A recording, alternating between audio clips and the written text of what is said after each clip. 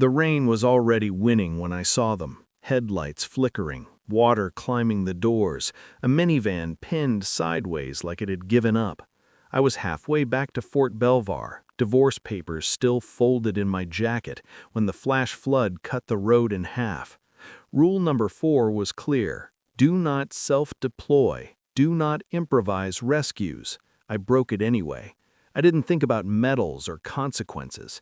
I thought about the way my wife's voice had gone cold the night she said she'd already moved on. I thought about how betrayal feels like drowning while everyone else keeps breathing. So I hooked the tow chains. I pulled. The water screamed. The van slid free. The father clutched his kids and asked my name like it mattered. I told him once. He repeated it like a prayer.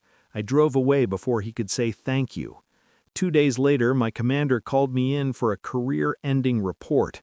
That's how this story begins, with rain on my boots and a man in a 4-star uniform waiting behind a desk. I used to believe loyalty was a straight line. You show up, you do your job, you trust the people wearing the same flag on their shoulder. That belief was my first mistake. I met my wife in a base gym, both of us pretending we weren't watching each other. She laughed easily back then. So did my commander. He shook my hand, told me I had a future, said my discipline reminded him of himself.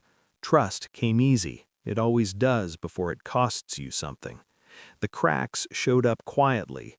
Late nights that didn't add up. Performance reviews that suddenly stalled. My wife stopped asking how my day went. My commander stopped meeting my eyes. Patterns form when you stop lying to yourself. The proof came on a Tuesday, a message left open on our kitchen counter. Not romantic, not dramatic, efficient. He's taken care of, paper trails clean, signed with my commander's initials.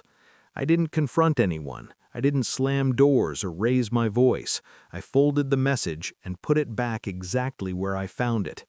That's the moment I stopped being surprised and started being patient.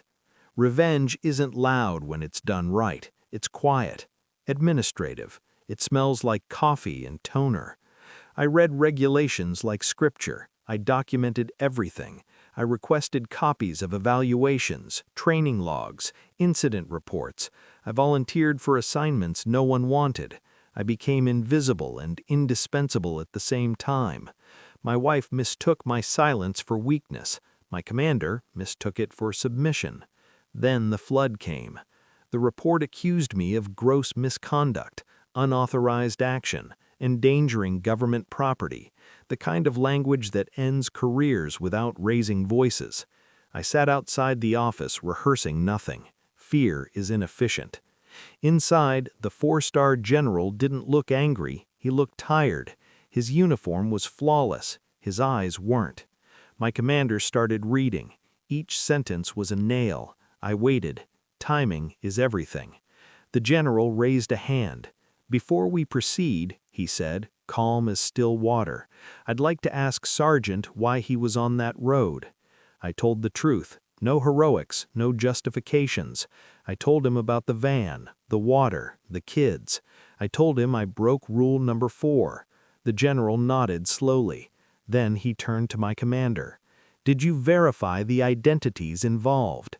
My commander hesitated, a fraction of a second. Enough. The general reached into his jacket and pulled out a folded piece of paper, a hospital discharge summary, names listed, one circled in blue. "My son memorized your name," he said to me. "He repeated it until the nurses told him to rest." The room shifted, not dramatically, precisely. I slid my folder across the desk, copies of messages, evaluation discrepancies, a timeline so clean it hurt to look at. I didn't accuse, I let the paper speak. My commander's face emptied. That was the moment he understood the trap wasn't emotional, it was procedural. The general didn't raise his voice. He didn't have to. Authority doesn't need volume. "Sergeant," he said, "wait outside." I stood. I left. I listened through the door as careers rearranged themselves. When they called me back in, my commander wouldn't look up. The report was gone. In its place, a commendation. Not for heroism, for judgment under pressure. The general met my eyes this time. Rule breakers need consequences, he said. So do men who misuse rules. My wife texted me that night, said she'd heard, asked if we could talk. I deleted the message without opening it. Some floods don't deserve rescue.